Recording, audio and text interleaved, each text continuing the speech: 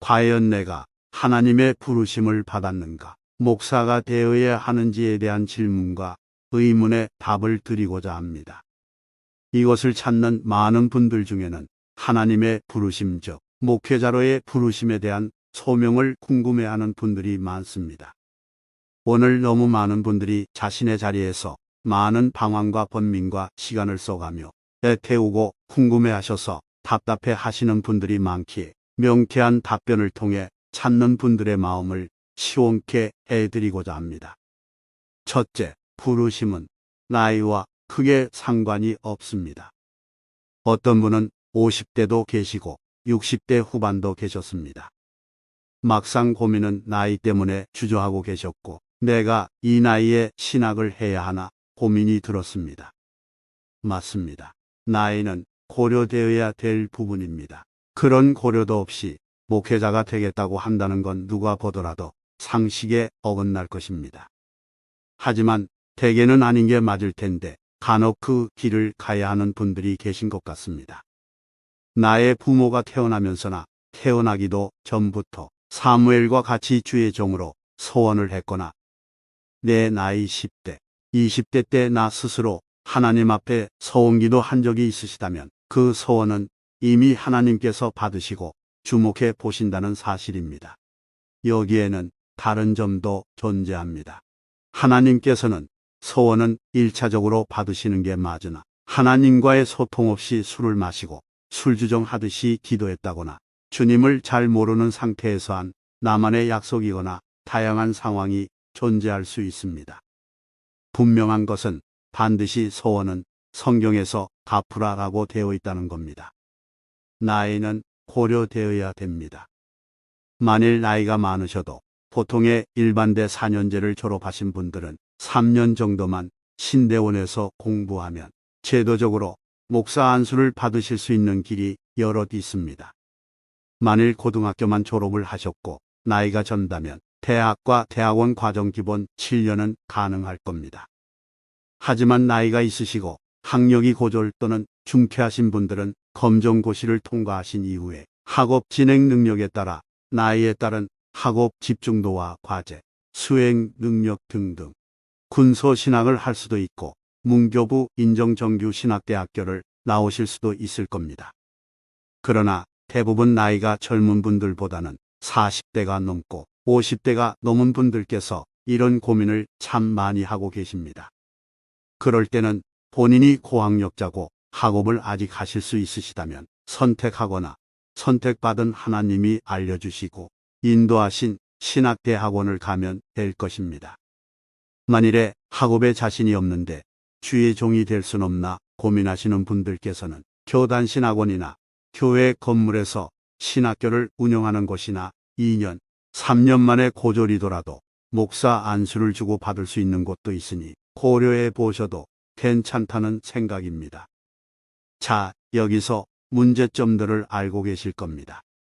한국에는 너무 많은 기독교 비인가 신학원과 작은 학원 수준의 이름만 신학교와 같은 신학학원이 존재합니다.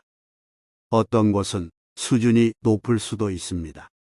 정규 신학교처럼 3년, 4년을 공부해야 안수가 가능한 곳도 있습니다.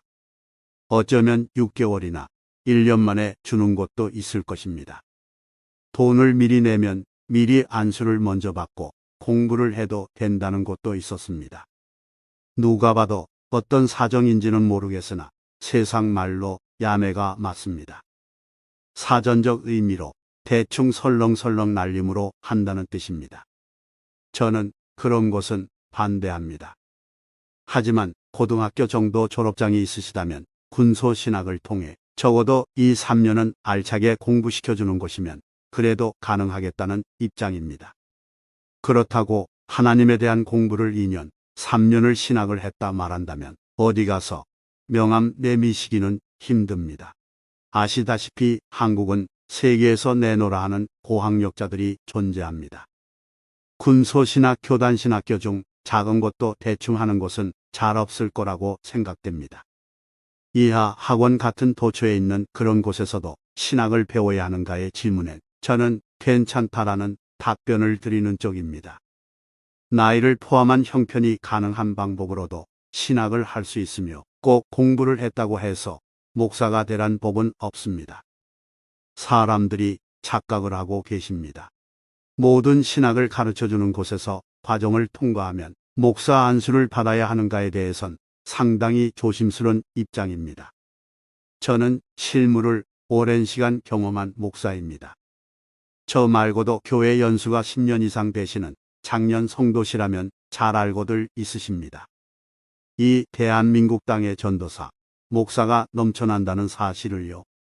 하지만 모든 신학을 공부한 분들이 다 전도사요, 목사가 아니듯이 처음부터 나는 목사가 될 거예요 하고 신학의 문을 두드리는 건 매우 교만할 수도, 무지에서 나온 경험 없는 소치에 불과할 수도 있습니다.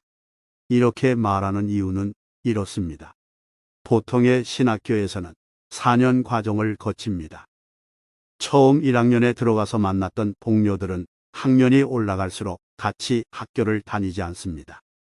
다른 문제도 있고 휴학과 복학이 존재하지만 신학교와 맞지 않다고 생각하거나 가봤더니 나는 아니더라 하는 친구들이 제법 많습니다. 그래서 4학년이 되면 절반도 안 남는 것은 정상일 겁니다. 그중 졸업 이후에 신학대학원을 가는 퍼센트는 훨씬 줄어듭니다. 오히려 신학을 오래 공부한 친구들은 잘합니다. 소명이 꼭 전도사, 목사가 다는 아님을 그들은 잘 알고 있습니다. 신학을 공부한 장로님, 신학을 공부한 집사님, 또 신학을 대학원까지 마치고서 전도사 사역을 하다가도 일반 성도로 불러달라는 분도 있었습니다. 사람들의 착각은 목표가 목사에 있는 것 같습니다. 목사에도 조건이 있습니다. 예수님이 지신 십자가를 적어도 골고다 언덕길을 최소 남은 인생의 절반 이상을 통과할 수 있는 자여야만 합니다. 목사는 절대 자랑거리가 못 됩니다.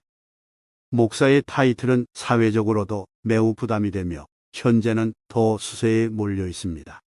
목사가 일단 되면 별의별 공격에도 반응하지 말아야 되며 누가 때리면 맞아야 될 수도 있습니다.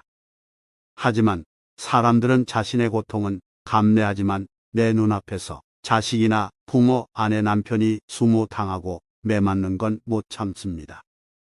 근데 목사가 되면 참아야 합니다. 옷이 벗겨지는 수모를 당해도 침을 뱉지 말아야 합니다. 그들을 위해 기도해 줄 수 있다면 그는 목사라고 해도 누구든 부정하지 않을 겁니다. 목사가 거룩한 타이틀이지 안수 받는다고 거룩해지지 않습니다. 오히려 어디서든 안수를 받고 나서는 나도 목사여 감투를 쓰게 된 듯 으스대는 사람들이 밖에 나가면 천지사방에 돌아다닙니다. 목사가 되면 죽어야 합니다. 세상에 대하여 죽고 욕망과 욕심에 대해서 죽고 가치관이 바뀌어야 합니다. 그런데 그러려면 성화되어야 하는데 우린 그러기엔 시간이 너무 짧습니다. 천국 가는 날까지 말세에 내가 가진 믿음과 혹독한 시험에서도 내 믿음 지켜내고 가족의 구원이 흔들리지 않도록 하는데도 집에 목사가 10명, 100명이 있더라도 힘든 겁니다. 또 목사가 되면 이전에 일반 성도로 살았을 때 시험과는 차원이 다른 시험들이 몰려옵니다. 아무나 목사 되는 게 아닙니다. 어떤 분은 날마다 핍박입니다. 목사 되기 전부터 그렇게 남편이 툭하면 때립니다. 그렇게 40년을 같이 삽니다. 그런 가운데서도 맡겨진 사역을 합니다. 그분은 목사님이 맞습니다. 어느 신학을 나온 것은 문제가 되지 않습니다. 목사가 되는데 목표를 두어선 안 됩니다. 목사라는 직분을 받고부터가 시작입니다. 둘째, 어느 신학을 할 것인가? 앞서 말한 내용의 대답이 담긴 질문이지만 먼저 이것을 생각해 봐야 합니다. 목사는 누가 주는 겁니까? 목사라는 타이틀은 사람이 주는 겁니까? 왜 신학교, 신학원들이 장사라는 말을 듣게 되나요? 부르심 콜링이 없는 자들을 모집해서 운영한다고 생각하기 때문입니다. 신학을 나온 많은 출신들이 사회적으로 문제를 일으켰고 이슈가 되었기 때문입니다. 전체가 잘못이 아닌데도 극소수가 잘못해서 주목을 받아도 기독교 전체는 욕을 먹습니다. 목사 안수를 받은 이후부터는 그 책임을 함께 짊어지게 되는 겁니다. 목사의 직임은 하나님이 부르셨고 하나님이 모집하셨습니다. 그렇기에 신학교와 대학원이 필요하며 또 형편과 나이 때문에 정규 신학교 코스를 밟기 힘든 분들을 위해 여러 신학원을 포함한 작은 신학 공부를 가르치는 운영기관들이 존재하는 겁니다. 사람들이 잊고 있는 건 제법 알려진 교단 신학교와 신학대학원들도 처음엔 학원 정도의 규모로 모두 시작했다는 사실입니다.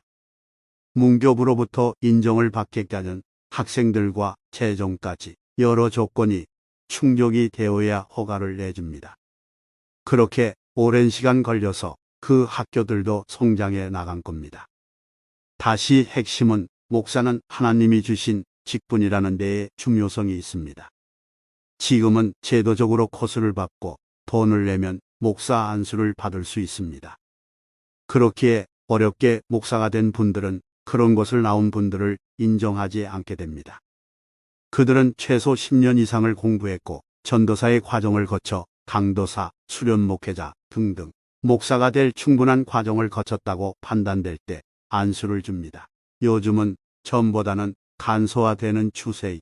하지만 제도권 아래 안수를 받았다고 해서 하나님도 당신 모두를 목사라고 칭해 주실까요? 이름만 목사면, 졸업장, 안수증만 있으면 목사 맞습니까? 당당한 게 맞습니까? 우리가 어디 가서 목사라는 걸 내세울 수 있을까요? 우리가 목사임을 밝히고 싶은 자신 있어 할 만한 자리가 과연 교회 밖을 나가면 있을까요? 어떤 분들은 오래도록 선교 활동을 하면서 안수의 필요를 느껴서 신학대학원에 진학하시는 분들도 보았습니다. 저 또한 전도사 때 개척해서 예배 후에 축도가 아닌 주기도문으로만 마치게 되니 성도님들이 아쉬워했고 신학교 졸업 이후 거의 7년 만에 신학대학원을 들어갔었습니다. 저는 목회의 뜻이 있었기 때문에 하기보다는 신학교 졸업 후 목회를 먼저 한 케이스입니다. 내가 사람들 앞에 졸업장과 출신을 내세울 게 아니라면 신학교 선택은 허용되는 범위 안에서는 문제될 게 없으실 겁니다. 내 형편과 상황에 맞게 인도받으시는 곳이 있고 제게 물어오신다면 저는 오케이입니다. 셋째, 콜링은 점검하고 또 점검해야 합니다. 부르심이 있는 것 같아 고민하는 분들 10명 중 1명 정도만 부르심이 있고 나머진 다 일반 성도로서의 부르심입니다. 사람들의 착각은 신앙심이 더 생기거나 하나님과의 교제가 깊어지면 신학교 고민을 살면서 한 번쯤 해본다는 사실입니다. 저는 신학교에 대해 생각할 때 가톨릭의 신부도 고려해 본 적이 있습니다. 어차피 성직자의 길을 가려면 평생 총각으로 내 일생 전부를 드려야 되지 않겠는가 생각도 했었지만 개신교를 알게 되고 큰 차이가 있음을 나중에 깨닫고선 하나님의 창조의 원리에 따라 결혼도 하고 목회자는 특히 가정을 가진 자가 목회도 할 수 있겠구나 생각이 들었습니다. 그래야 다양한 가정의 형편과 처지를 알 수 있을 테니까요. 하지만 요즘은 결혼이 늦어지고 있으며 목회자들도 돌싱 또는 미혼인 분들도 많이 생겨나고 있는 추세입니다. 또한 기혼과 미혼이 하나님께는 이유가 되진 않습니다. 사도 바울도 고린도서에서 그 규례에 관해 권면한 바가 있으니까요. 싱글 사역자들은 그에 맞게 사역의 특수한 상황에서 잘하고 계신 분들과 오히려 가정을 뒤로하고 혼자 되셔서 박고영 목사님과 같으신 분들도 계시므로 하나님께 쓰임받는 자들은 어떤 조건이나 형편 모두를 뛰어넘는다고 봐야 됩니다. 부르심은 당연히 점검해야 합니다. 내적 부르심만 있고 외부적 부르심이 잘 없으신 분들은 고려해봐야 된다고 생각합니다. 물론 내적 부르심이 너무 강해서 어찌할 바를 몰라 정신을 차려보니 신학교에 와 있더라 그럴 수도 있습니다. 하지만 대부분은 평신도의 부르심으로 하나님을 섬기는 위치인데도 잠깐 뜨거워진 신앙심 때문에 오해들을 하곤 하십니다. 그럼 어떤 기준으로 알 수 있을까요? 콜링 그 자체만으로도 가능합니다. 그러나 성품의 변화로 가능성을 체크해 볼 수도 있습니다. 목사가 되지 말아야 될 사람도 있습니다. 목사가 되면 안 되는 사람들도 계십니다. 나는 부르심에 취해 있는데 남들이 너는 목사가 아니야. 목사하고는 거리가 멀어라고 하나같이 입을 모아 생각한다면 생각을 재고해 봐야 합니다. 성품의 변화는 오늘 즉시로 하나님을 영접했고 성령 하나님이 나에게 찾아오시는 특별한 경험을 했을지라도 성품은 쉽사리 안 바뀝니다. 처음부터 아닌 사람이 계속 우겨봐야 자신만 힘들어집니다. 그런데도 아주 강력한 콜링이 기분이 아닌 내 속에서 몇 년이고 지속된다면 그땐 금식 기도도 해볼 필요가 있습니다. 하나님과 야복 강가에서 씨름하듯이 홀로 하나님과 대면하며 질문하고 답변을 받는 시간이 반드시 요구됩니다. 꼭 그 과정을 겪어야 하십니다. 사람에게 백날 물어봐야 답이 안 나옵니다. 간혹 저와 같은 부르심 받은 분들에 대한 소명이 와 있는지 없는지 분별하고 가르치고 훈련시키는 사명과 은사가 있는 분들을 제외하곤 크게 도움이 안 되실 겁니다.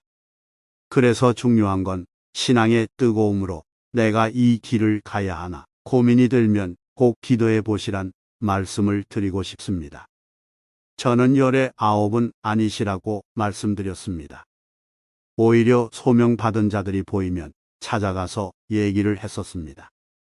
그런데도 소명이 와 있는데도 안 가는 분들도 그동안 여럿 보았었습니다. 할 수 없습니다. 하나님과 그분과의 관계인 것입니다.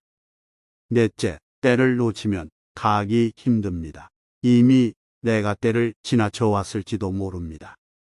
하지만 그도 10의 9은 아닌 한 명의 사람의 경우입니다.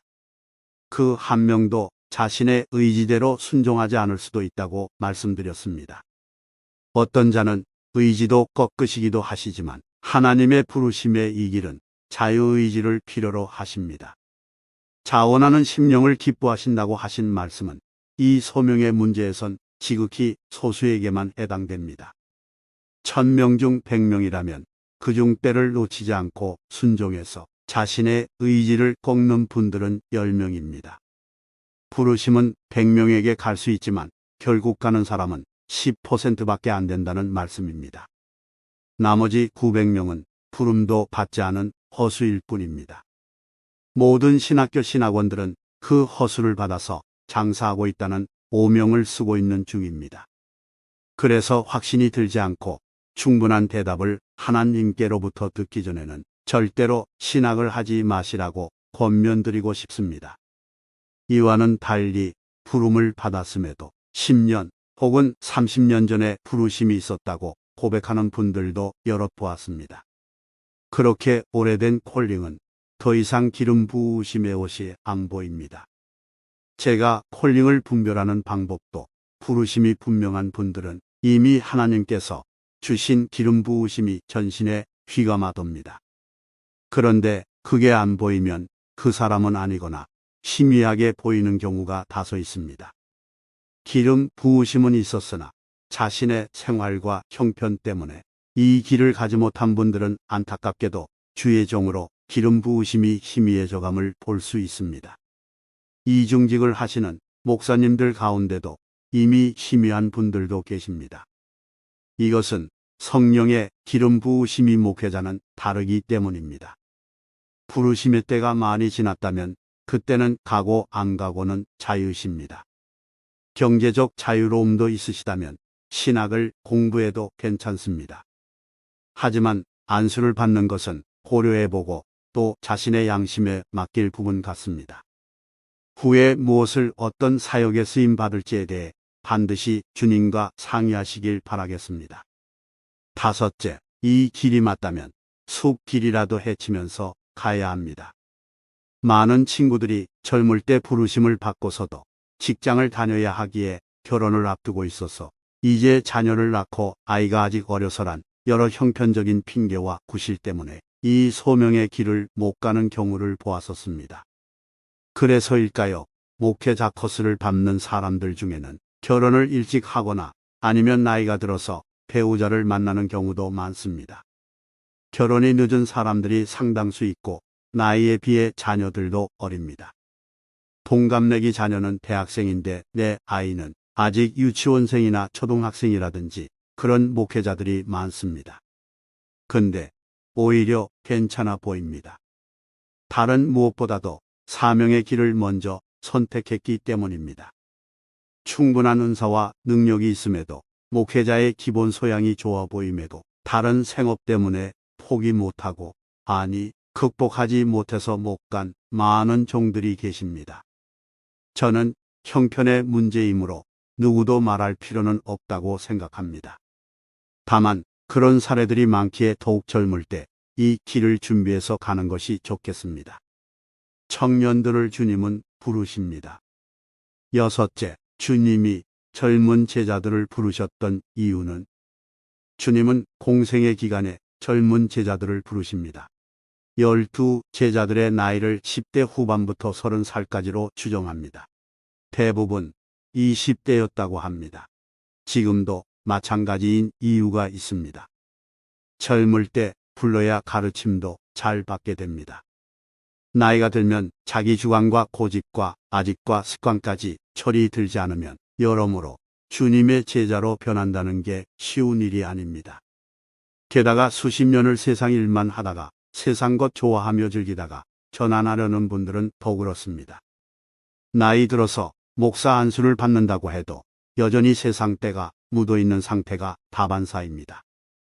이 말을 다르게 표현하면 생각까지 속사람까지 변하기가 힘들다는 뜻입니다. 목사가 되었는데도 여전히 일반 세상 사람과 행동과 말, 생각까지 다르지 않아 보입니다. 그래서 빨리 부르심이 왔을 때 조금이라도 빨리 순종해서 이 길을 가야 합니다. 주님께서는 젊은 시간을 통해 나이가 드는 과정에 긴 시간 동안 단련하시고 연단하십니다. 그렇게 긴 과정을 각종 시험과 함께 통과하게 될 때 비로소 전도사를 거쳐서 목사가 되게 됩니다. 나이가 드신 분들 중 소명이 확실하시다면 하루라도 빨리 신학을 하는 것도 좋습니다. 다만 앞서 얘기한 대로 신학 공부는 하시되 목사를 목표로 한다는 것은 글쎄요, 난 답을 드리고 싶습니다. 목사가 왜 되려고 하시냐고도 물어보고 싶고요. 삶의 난관은 늘 우리에게 있습니다.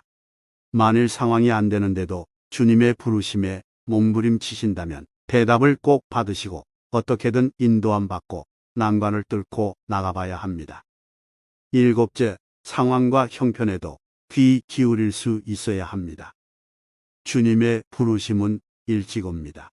하나님은 미리 준비하시는 분이십니다. 하나님의 부르심은 순적하게 올 때도 있고 역경 가운데서 부르실 때도 있습니다. 그 역경이 주님의 종이 되는 계기를 만들어 주기도 합니다. 그렇다고 다 목사가 될 필요는 없습니다. 세상적으로 수단이 좋고 타락한 목사들을 기준 삼아 하나님의 종됨을 결코 낮춰봐서는 안 됩니다. 하나님의 종이 되는 순간 하나님의 훨씬 더 엄격한 기준과 잣대가 목사들에게 임하시기 때문입니다. 오히려 목사로 사는 것은 평신도로 사는 것보다 힘듭니다. 그만한 책임은 내 능력을 뒷받침해주게 되지도 않고 다른 사람의 도움 없이 오롯이 내가 감당해야 될 몫이 됩니다. 상황이 아니라면 지금은 때가 아닌 사람들도 많습니다. 여기엔 정답은 분명하지만 소명에 관해 헷갈려 하시는 분들에게는 양편 모두의 경우로 얘기가 들립니다. 그렇지 않습니다. 일단 소명을 분명히 하신 이후에 상황을 분별해 내셔야 합니다. 그 정도도 못하신다면 양떼를 올바른 길로 인도할 책임은 지기 힘드십니다. 이 과정 말고도 여러 과정을 통과하셔야 하기 때문입니다. 다시 말해 어떤 사람은 길이 안 열려서 가지 말아야 되고 또 어떤 사람의 경우는 사탄이 막고 있기에 시간이 걸려도 싸워 이겨서 가야 되는 경우도 있습니다. 분별은 본인 몫입니다. 8째, 목사가 되려면 영적 능력이 있어야 합니다. 목사가 되고 난 뒤에 받는 분들도 계시겠지만 그 사학은 이미 내 안에 들어와 있어야 되는 겁니다. 여러 다양한 영적 능력이 말씀과 성령 하나님으로 인해 존재하지만 기본적인 능력은 사역에 필요한데도 지나칠 수 있으나 무척 중요하다고 볼 수 있습니다. 목사는 사람을 하나님께로 인도하고 그리스도께로 인도해야 합니다. 그런데 그러려면 그 사람과 가정과 지방과 공동체 가운데 역사하는 사탄의 무리들과 싸울 수 있는 기본적이고 기초 체력과 같은 영적 지혜와 능력을 겸비해야 주님이 맡겨주신 사역을 감당할 수 있게 됩니다. 자신 스스로가 영적으로 전혀 무지하고 말씀을 통한 싸움은 어떻게 일어나며 사람의 속에서 일어나는 영적 싸움에 대해서 볼 수도 없고 대처할 능력이 없다면 무엇으로 사람을 살리고 세우고 인도하는 사역을 할 수 있겠습니까? 신학교에서 배운 학문과 지식 목사 안수증이 영적 싸움을 가능하게 해주지 못합니다. 오직 말씀과 기도에서 오는 능력을 받아야 영혼을 살리는 것으로 인도할 수 있는 싸움을 할 줄 아는 자가 됩니다. 많은 분들이 착각하고 계십니다. 평신도에서 목사가 되면 여러 가지 많은 능력을 하나님께서 나에게도 부어주시겠지 하는 기대감도 있을 것입니다. 하지만 어디까지나 착각에 불과합니다. 어떠한 인격의 변화도 성품적인 변화가 1도 일어나지 않습니다. 무언가를 바라고 무언가를 기대하고서 목사 안수를 받으려고 한다면 실패의 길로 가고 있음을 명심하시기 바랍니다. 이미 목회자로 부르신 자들에게는 능력이 입혀져 있습니다. 그걸 더 진일보하게 개발시키고 확장시키고 훈련해 가는 것입니다. 없는데 자꾸 나를 목사가 될 거라고 혼동하지 마십시오. 다른 사명의 길인데도 착각하는 분들이 많으시기에 자신이 받지도 않았는데 혼자서 힘들어서 방황하신다면 이 내용을 접하시고 마음과 뜻을 정하셨으면 좋겠습니다. 9째, 목사의 길 말고도 다른 사역자의 길이 있습니다. 평신도 선교사로 헌신하며 살아가고 직업을 가지고서 어디든지 주님께서 주신 사명의 길을 걸어가는 분들이 계십니다. 물론 요즘 같은 시대는 경제가 더욱 어려워져서 이중직을 하는 목회자들이 많아진 상태입니다. 하지만 목사로 일찍 들어선 분들은 다른 기타 기술도 없고 사회적인 경험의 부재로 고전을 명키 어려운 가운데 있는 분들이 많습니다. 만일에 자신의 생활조차 극복해내기 힘든 분이 목사가 되겠다고 한다면 그 길 처음부터 과정이 고난의 길일 것이고 주님과 상관없이 가는 길일 수도 있다는 사실을 생각해 봐야 합니다. 얼마든지 자신의 처지와 상황에서도 복음을 전하는 자로 살아갈 수 있습니다. 국내외 선교 활동을 하더라도 길이 열려야 합니다. 무턱대고 어떻게 되겠지 헌신의 마음만 갖고 있는다고 주님이 사용하는 것이 아닙니다. 꼭 목사가 되어야 하는 것이 아닙니다. 10번째, 헌신의 마음이 있어도 다 데려다 쓰시진 않습니다. 고린도 전서 12장을 보면 다 사도겠느냐, 다 선지자겠느냐, 다 교사겠느냐, 다 능력 행하는 자겠느냐, 다 병 고치는 은사를 가진 자겠느냐 말씀합니다. 우리는 각자에게 주신 은혜를 가지고서 살아야 됩니다.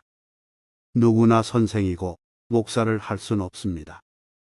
그럴 필요가 없는 것이지요. 만일 하나님의 성경책을 읽어보지도 않고 주의 종으로 서원한다는 것도 말이 안 됩니다.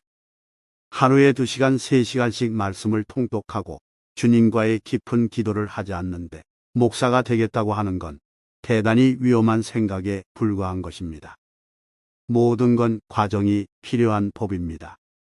그 기본적인 관계도 하지 않고서 그분의 음성을 분별한다는 것도 타당치도 않은 얘기지요. 주님을 더 알고 싶으시면 말씀을 가까이 하고 기도 시간을 가져야 합니다. 그게 기본입니다.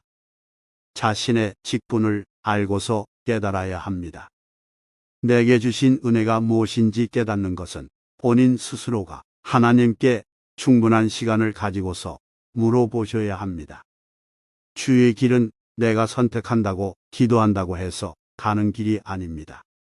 주의 종은 이렇게나 전 세계 많은 사람들 속에서 주님이 직접 선택하여 불러 세우십니다. 그걸 소명과 콜링, 다른 말로 부르심이라고 합니다.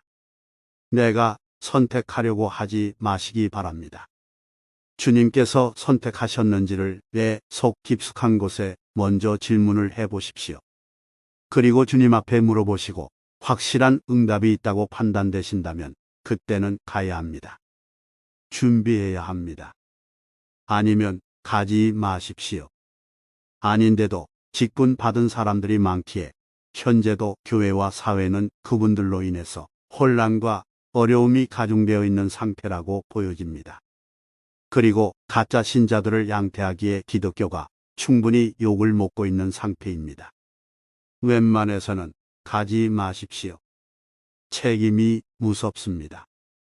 마지막 11번째, 주께서는 최근 오래전부터 나이에 크게 상관없이 많은 목회자 후보생들을 불러 세우십니다.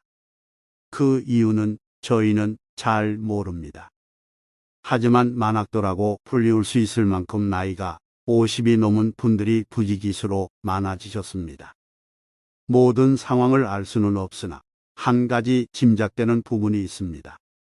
바로 변화되기를 바라시는 주님의 계획이 그분들에게 있고 또 그분들을 통해 전도할 영혼들, 붙여주실 영혼들이 있을 거라는 기대를 해볼 수 있습니다. 소명에 관해서는 주님께 온전히 계획이 있으십니다. 우리는 그분의 뜻을 다 알지 못합니다.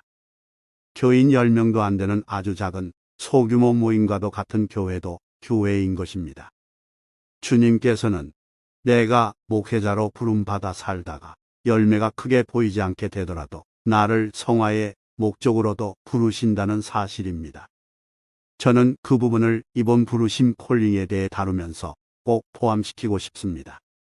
그건 기성교회나 이름이 알려진 신학교를 나오신 분들이 원하든 원치 않던 간에 주님의 계획 속에 있기 때문입니다. 하지만 누구나 갈 수 없는 곳이고 가서도 안 되는 곳임에도 불구하고 주님의 섭리는 저희의 이성과는 다르게 많은 자들을 좀 더 전문적인 말씀으로 먹이시고 주님 안에 가두어 두시려는 계획 같아 보이기도 합니다. 콜링에 대해 이야기하면서 목사의 자질과 역할까지 끝도 없이 해야 될 이야기가 많으나 다음에 다른 주제에서 다루기로 미루고 이만 끝맺음을 하겠습니다. 결코 쉽지 않은 길, 내가 서려고 해보지만 힘이 없다면 그보단 기도와 말씀을 통해 하나님을 더욱 가까이 하는 것이 최선의 삶일 수도 있다는 생각을 하게 됩니다. 승리하십시오. 남양주에서 예레미야 최 목사가